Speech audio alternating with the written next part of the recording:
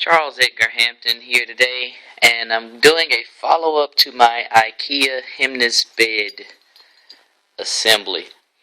Right now I'm having this particular trouble, which people have apparently talked about. Let me turn the light on. You can see that things are starting to separate here. Sorry for the glare. I was trying to focus where the glare is in the hopes they would get rid of it. But you can see it's pulling away and it's separating. And that's definitely not good. So, what I'm going to be working on today is shoring this up, as in picking this bottom part, raising it up.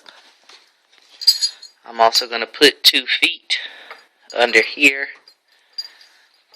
and probably one in the center, or rather middle center, so probably one here, so you can get a kind of a idea of what that looks like far away. But anyway, what about the thirds? In other words, if you break something up into thirds, you have 2 dividers, so that's where I'm going to put them. So that's what I'm going to be doing today to shore up this bed that is having some problems. Alright, what I purchased to do this repair job is a wooden table leg. Alright, it already has a threaded end, but that's not at all what I need it for. I just needed a longer piece of wood that I could cut some pieces off. They had others that were shorter, but I would rather have it too long and have to cut off rather than too short and be messed up. So anyway, what I'm going to do is cut off a piece of this. From the place that's cut, I'm going to insert what's called a T-nut. And just to give you an idea of what a T-nut does, you can get these for about $1. Alright, these are the largest that I was able to find. Is you drill a hole in the wood, you then put this inside of the hole that you drilled. Then they say you can use nails, but I'm going to use screws. Pre-drill my holes just not to split any wood, and then you put these in there to kind of raise it up or lower as needed. So again, cutting the wood off, drilling a hole, inserting my T-nut, inserting and screwing it in. This particular kind, alright, you don't need to screw it in. Alright, it has these little pieces, alright, dog ears if you will, almost, that have been knocked out, and when you hammer it into the wood, then that'll prevent it from turning and spinning around. And then of course these will be able to adjust as they are threaded. They did not have what you would call the pedestals or the risers, whatever, for furniture at my local home improvement store. So this is what I had to do, and this is my workaround.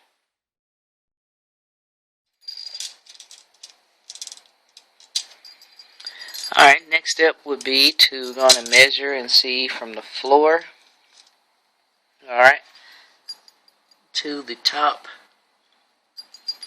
of whatever you're using. Alright, how much distance? Alright, right now I'm looking at about an 8. But considering everything, I'm not going to use 8 inches because you want to have some room to adjust. So, I'm going to do 6 inches. Alright, so like I said, I'm going to do 6, so I'm going to take the time to mark, alright, 2 6-inch pieces off.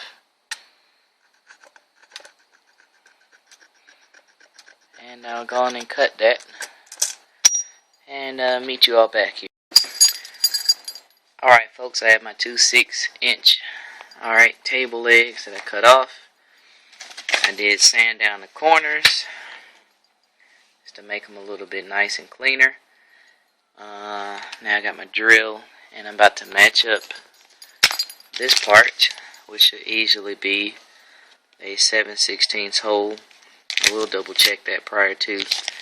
Alright, into the ends of these, Alright, and then tap and screw those in. So let's get started on that.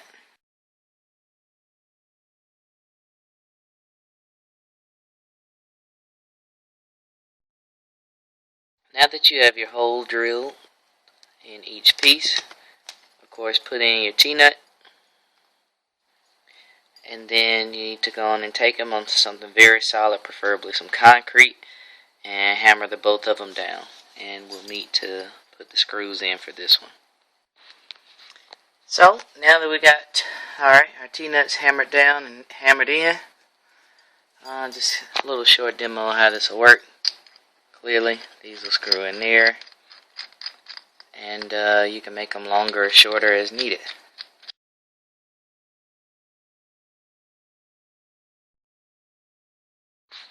At this moment, you can also take your smallest 1/16 drill bit and put in your pilot holes, alright, for your screws to make sure you don't split the wood that you've already drilled into. As they say in reference to hindsight being 20/20, I would definitely suggest instead of the smaller 1/16, you go with the 5/64 bit. It's a little bit bigger, not too much bigger, but it will probably have prevented me from popping the heads off of these screws. Alright, of course, they're very tiny, so they can't take much torque. But one is good enough for me and for this job, considering we're not really worried about it turning and rotating. Just want to be able to take the pressure this way.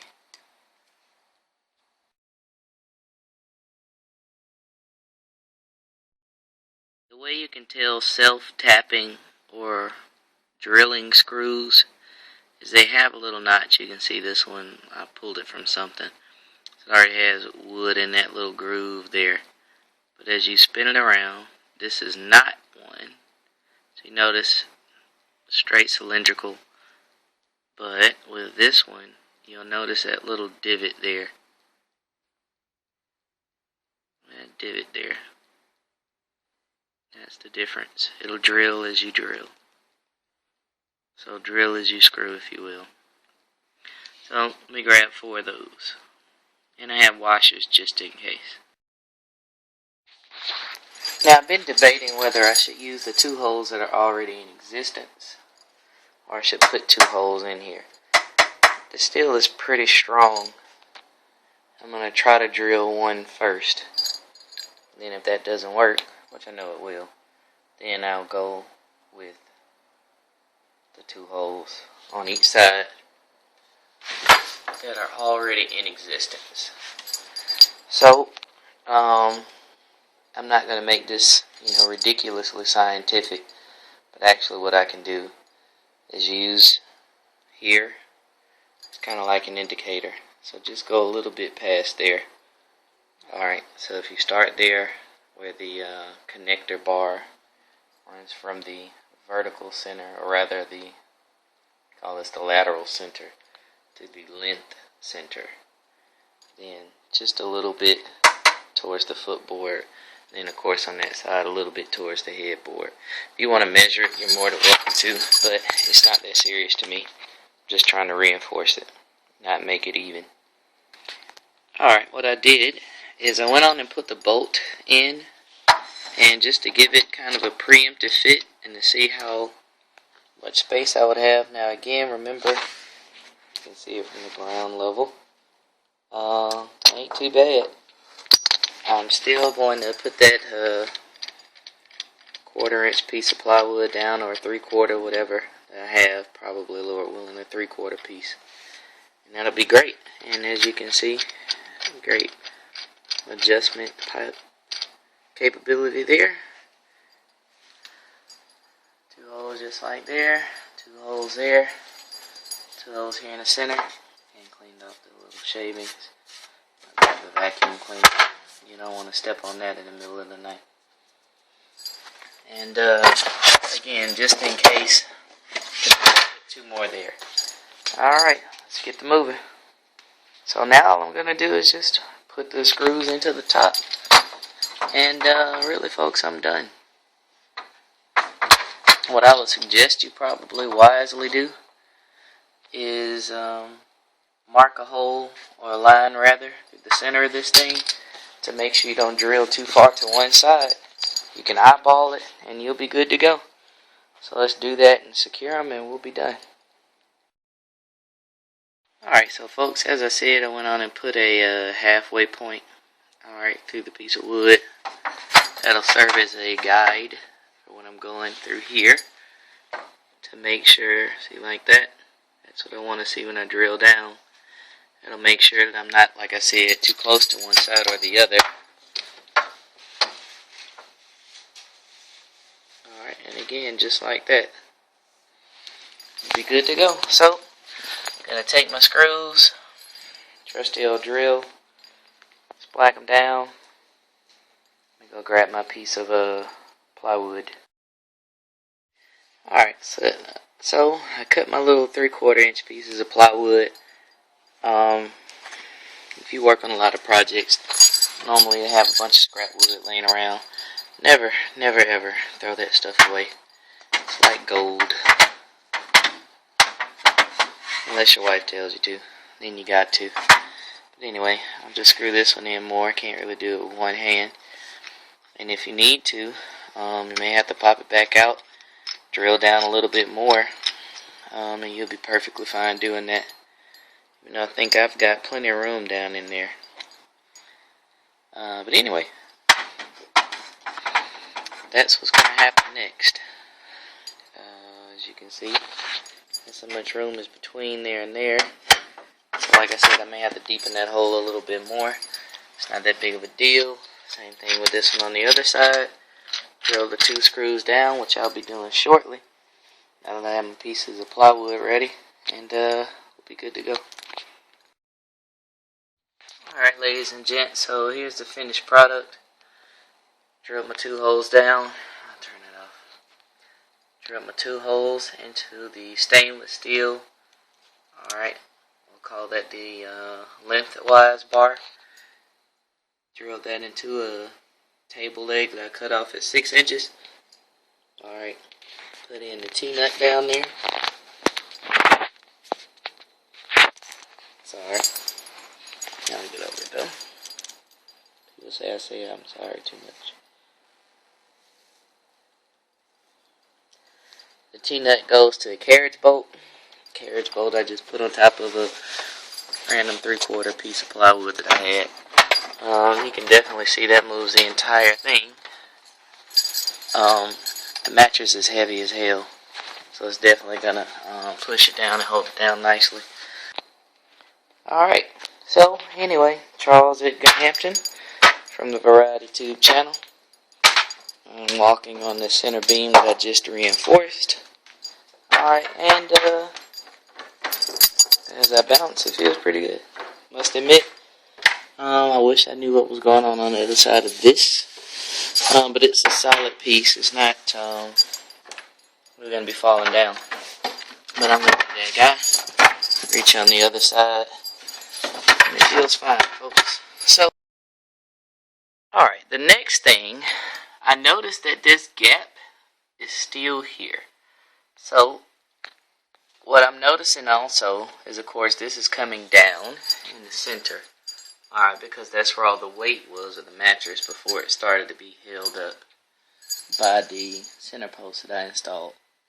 So now what needs to happen is this center part needs to be raised. If you notice, it's together up here, and then it separates down here towards the bottom, which lets me know as it's tried to sag in the middle like that, of course it's going to pinch at the top, which is what you see here.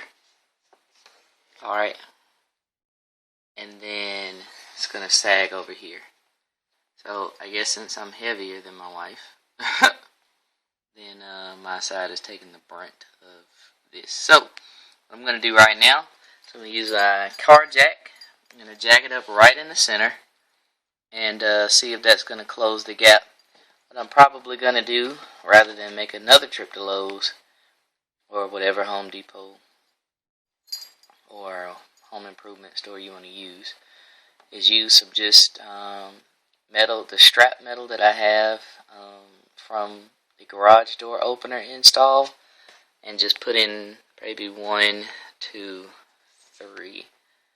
So maybe even 1, 2, and then 3, because clearly up top it's fine.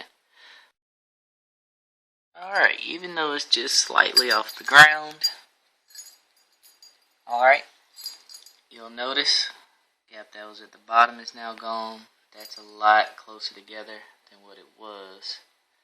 What I'm gonna have to do, and also that was able to be pushed down. So what I'm gonna do, jack it up just a little more, and I'll probably ask my wife to stand on the other side, brace that in, probably wrap this in a towel, put a towel over there to cushion her, take a hammer over here or something, and try to reconnect these at the bottom, then put the 2 straps down and drill. So let's get to work. Alright, one thing that I just did, if you're tall enough, you can lay at one side, hook your feet like such, or reach up to the top with both hands and pull it together. Be very careful if you have it jacked up. And that closed that gap definitely better. They do sell those long clamps that can jack. In other words, you can clamp this side over here, work a lever in the middle, it'll pull it together, and then you could sure it up that way. So, but anyway, just sharing with you the other things that I've done. Also, what I'm going to have to do, which I don't really want to do, but I'm going to have to do, is I'm going to have to pick this mattress back up and close this. In other words, I'm going to have to tighten this up. Alright, if you can look at the one that's all the way back there, but you can't unless I zoom.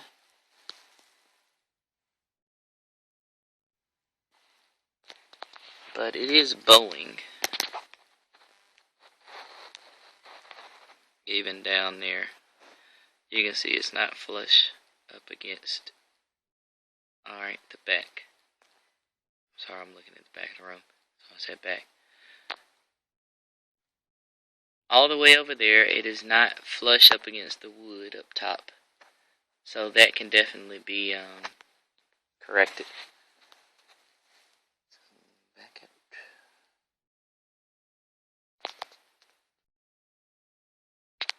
Alright, YouTubers, clearly I didn't go as in depth as I normally do. Sorry. But anyway, what I took was some 5/16, alright, lag screws into another piece of table leg that I cut off. I got a very thick, alright, bracket, L bracket or whatever. I got again some other 5/16 bolts with lock washers on the bottom. Hopefully that's focusing. If not, forgive me. But again, 3 lock washers at the bottom. As far as to prevent, alright, these 2 pieces from splitting apart when the weight pulls down here, and I took some angle iron, I'm sorry, not angle iron, but strap metal that I had from when I put in the garage door openers. Took some 1/2-inch screws, alright, and went in. I reached one hand around till I could feel a little pimple, if you will, come from the other side. I did have to drill a hole through this metal as a side note, using a 3/8 bit. So anyway, on the other side, did pretty good. Honestly, there was one that popped through, but if you can't see it, I ain't saying nothing. But it just popped through barely. And like I said, if you can't see in 1080p, then I ain't complaining. So this is the finished product. This isn't going to go back, sag back down, because the only reason it was sagging down is because the weight of the mattress was pulling it down, which was separating here and there. Now if I wanted to do overkill, then yeah, I could drill holes down through here and put some long screws down to hold it together, but that's not going to be that necessary. With this, I do have some black stain. All I have to do is just lift the bed up, put some cardboard down, and well, sand it first, then put cardboard down or whatever, and put the stain on. That'll be no problem. It'll be black just like the rest of it. So anyway, that is how I am shoring up my whack Hemnes IKEA bed. Alrighty, so here's again the final with me walking on it. So I'm happy with what's been done. I did have to make a slight small cut, alright, to these on the end. Thankfully they still catch there, just barely. And of course if you want, you can just pull them closer to there. But anyway,